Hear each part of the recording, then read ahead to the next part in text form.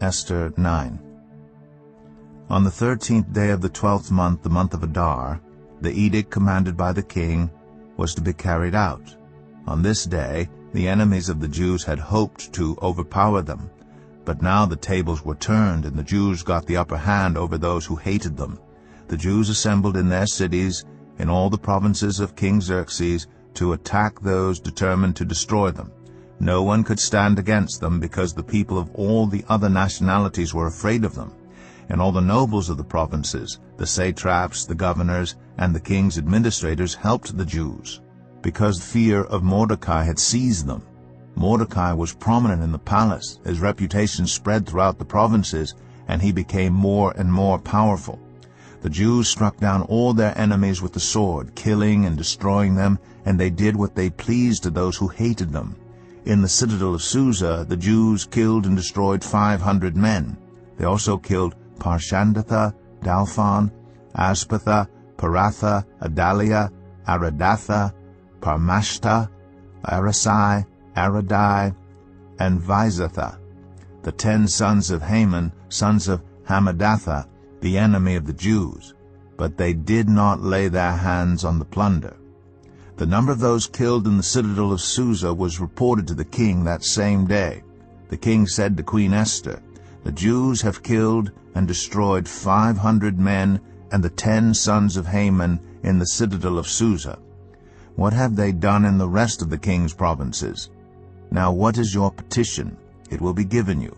What is your request? It will also be granted." "If it pleases the king," Esther answered, "give the Jews in Susa permission to carry out this day's edict tomorrow also, and let Haman's 10 sons be impaled on poles." So the king commanded that this be done. An edict was issued in Susa, and they impaled the 10 sons of Haman. The Jews in Susa came together on the 14th day of the month of Adar, and they put to death in Susa 300 men, but they did not lay their hands on the plunder. Meanwhile the remainder of the Jews who were in the king's provinces also assembled to protect themselves and get relief from their enemies. They killed 75,000 of them, but did not lay their hands on the plunder. This happened on the 13th day of the month of Adar, and on the 14th they rested and made it a day of feasting and joy. The Jews in Susa, however, had assembled on the 13th and 14th, and then on the 15th they rested and made it a day of feasting and joy. That is why rural Jews, those living in villages, observed the 14th of the month of Adar as a day of joy and feasting, a day for giving presents to each other.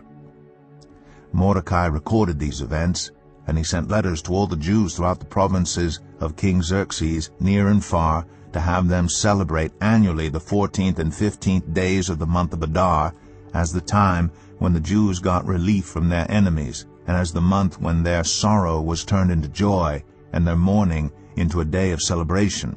He wrote them to observe the days as days of feasting and joy, and giving presents of food to one another and gifts to the poor.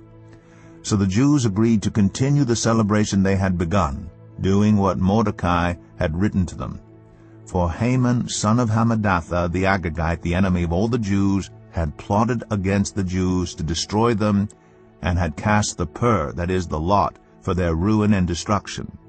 But when the plot came to the king's attention, he issued written orders that the evil scheme Haman had devised against the Jews should come back onto his own head, and that he and his sons should be impaled on poles. Therefore these days were called Purim, from the word pur. Because of everything written in this letter, and because of what they had seen and what had happened to them, the Jews took it on themselves to establish the custom that they and their descendants and all who joined them should without fail observe these 2 days every year in the way prescribed and at the time appointed. These days should be remembered and observed in every generation by every family and in every province and in every city.